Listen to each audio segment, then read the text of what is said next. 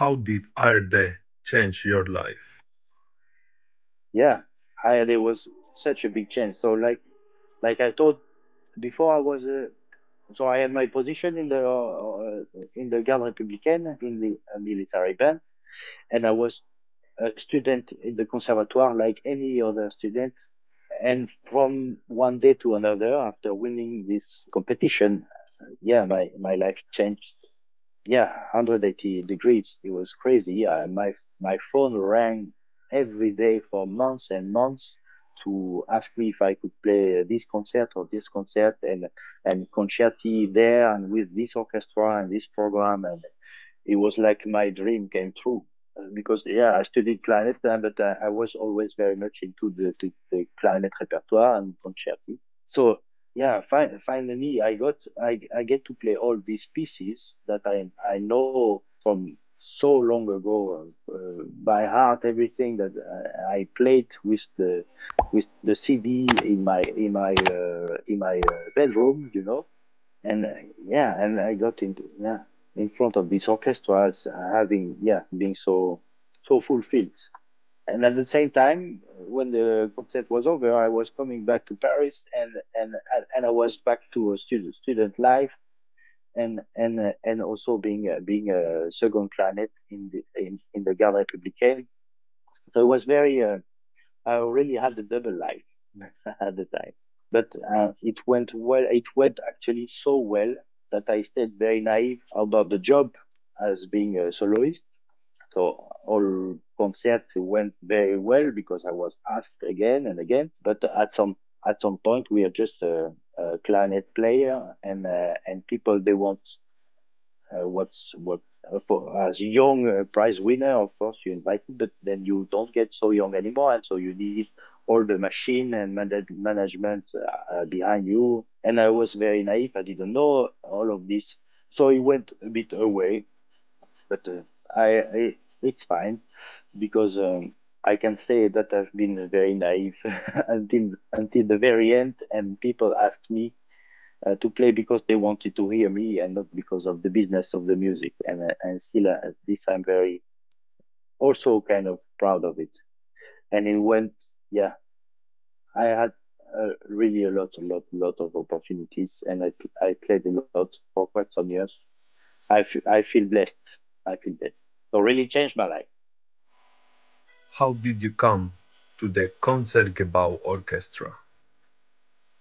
Getting to know the Concertgebouw Orchestra. Of course, we all know what is the right Concertgebouw Orchestra. Amsterdam is one of the very special orchestras. So once again, like IAD was in my mind for very special people, these kind of orchestras are also for very special people, which I don't belong to. I'm just Olivier. I'm a normal guy.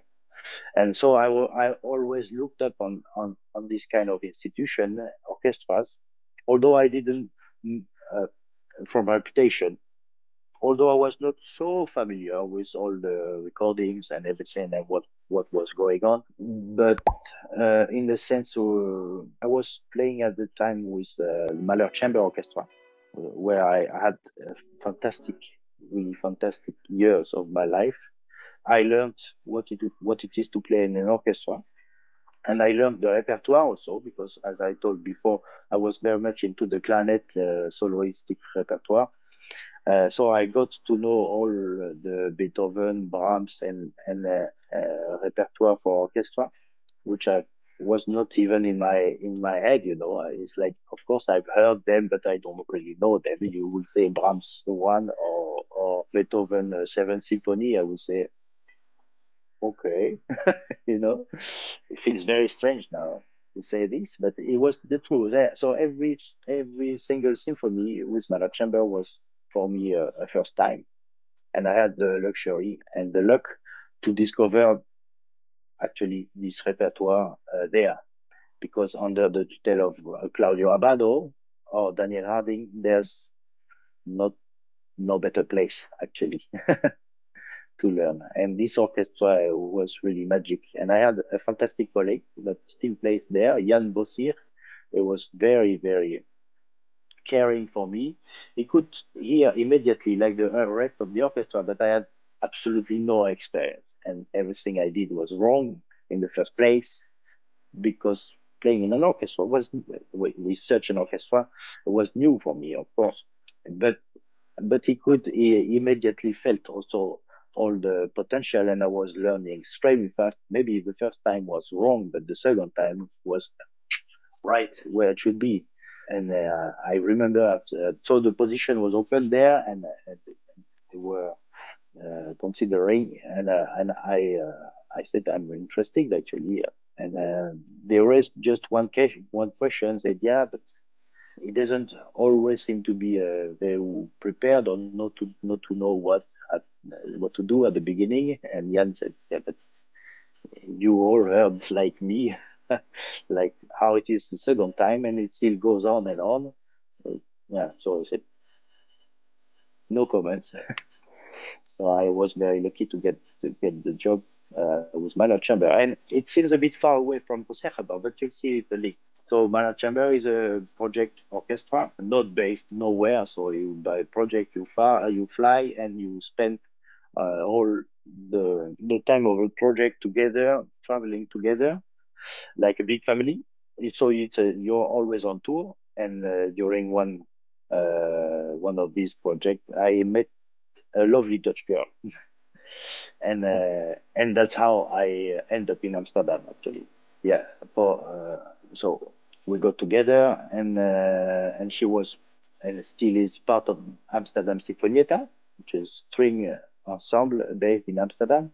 And me, I was based in nowhere actually. I was living in Paris, but for Mahler Chamber, it had no importance where I would live. So I decided I would move to Amsterdam with her, and that's how I got to know a bit more. At the time, she was playing quite a lot with the Concertgebouw. She has been part of the Academy of the Orchestra, so she's been playing there for years. And yeah, of course. So you attend your first concert to the Concertgebouw, is just a big event. It's great. Wow, everything is wow, wow, wow. And then you get more familiar. You go to 2, 3, 4 concerts, and at some point the wow is still there, but you can notice details. And of course, I'm a clarinetist, so you focus on the clarinet section, and it was fantastic. But in the same time, very not modest from from me. I thought, yeah, yeah, they're good, but I could do the same.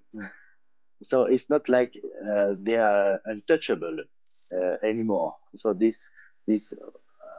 like I always looked up on the orchestra, which I still did, and I still do actually. It's an amazing orchestra, but with particular players, it's not like they came directly from heaven, and so although they were extremely good players, but yeah, you just make the comparison in your head with what you do and what you can do. And I said, yeah, no, great.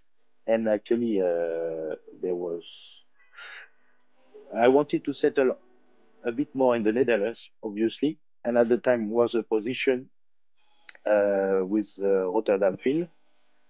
And the other solo clarinetist was a friend of mine, Julien Hervé.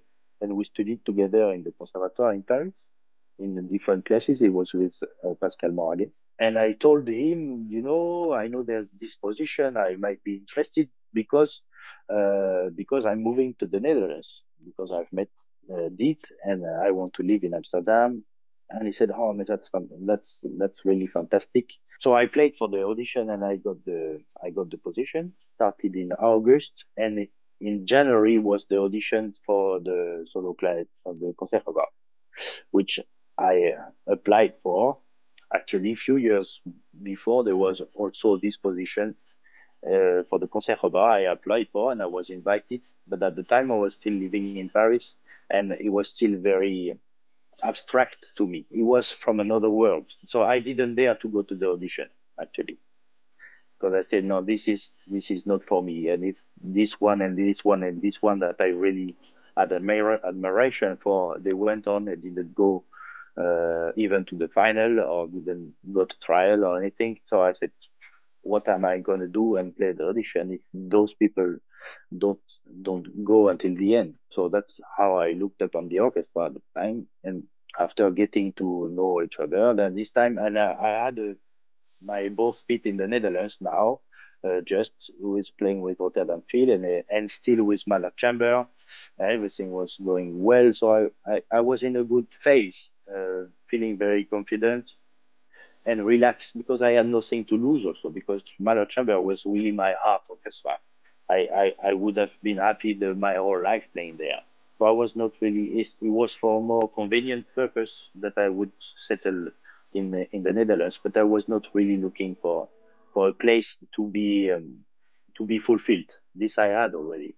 But when it comes to the opportunity to have a solo position in the Concertgebouw, it doesn't happen every year. So I didn't choose for the schedule, and it was a few months after I just had started with Rotterdam Field. And yeah, and it happened. It happened. I still feel very blessed and very emotional. I remember, and everyone in the orchestra will remember. Uh, I cried for more than half an hour non-stop because everything was so. I was so happy, so lucky, so relieved because now we all know that I'm the principal clarinetist of the Concertgebouw Orchestra, but what we don't know is how many auditions I've attended and played and didn't get the position. I mean, I've tried 3 times in the opera in Paris, so 3 times in the Orchestra National de France, another 3 times by the Radio French Orchestra, and we could go on. So it's like it was not my second audition at all. It's more like 15th or something like this. And sometimes, yeah, you go round after round, and sometimes you're out after the first round, and even though you think you played beautifully. So I was relieved because I said, this position, I have it now, and I'm not gonna play any audition anymore my whole life. And this was such a relief for years and years of pressure that you built up, of course. I think this was a mixture of all this emotion together. What is your relationship with Buffet Crampon and Van Doren? I play a clarinet by Olivier Patey since always. My first year, this clarinet we discovered somewhere deep in the cupboard, somewhere in my family, was a noble actually. So I played my very first clarinet was a noble, but and then after 1 year, it was obvious that it was not enough to go on. So I was very lucky to get an RC at the time for Christmas. It was a very very nice present from Santa Claus. And I kept this clarinet for a long year. So I play buffet since always, I have to say. And by accident or by chance, I don't know. So we all know from Buffet Crampon Philippe Lecomte, who's the PR there, and he's married to a lovely lady called Dorothée. And Dorothée at the time was working for the Conservatoire in Lille, where I was a young student. So I know Dorothée since I play the clarinet, and I guess I know Philippe pretty much since that time. So so we are in very good contact, quite close relationship, but quite particular because he knows me from the very beginning, and he could see my the whole progression up to now. And of course, his relation has evolved, developed. It's not the same at the time that it is now. So I've always been quite close, not in the sense working together with Buffet, but close in a human relation with people from Buffet.